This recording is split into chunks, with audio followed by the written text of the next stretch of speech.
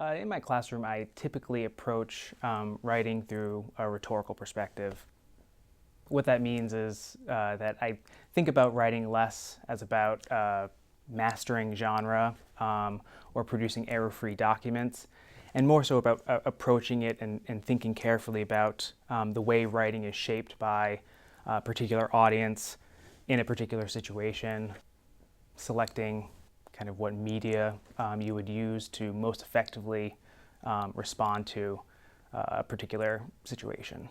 What this might mean for my instruction is that teaching writing is less about producing students that can produce error-free documents, and more so about giving them the skills and kind of tools needed to navigate and negotiate kind of complex problems.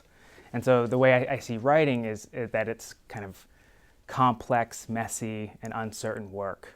And I want students to be able to know that the most writing is actually done through rewriting, kind of tinkering with what you've produced. One way I do this is actually have students do community engagement in the writing classroom. One example, I've had a class work with the local farmers market to produce kind of micro documentaries about particular vendors and farmers who are selling at the market. And that was a incredible experience for them because they not only got to actually produce these kind of real-world documents and this kind of real-world product, but they could actually understand how messy and how uncertain and how difficult it is to produce a piece of writing for kind of an audience that has a stake in what they're doing. So the students created basically micro documentaries about particular farmers, and this involved a number of forms.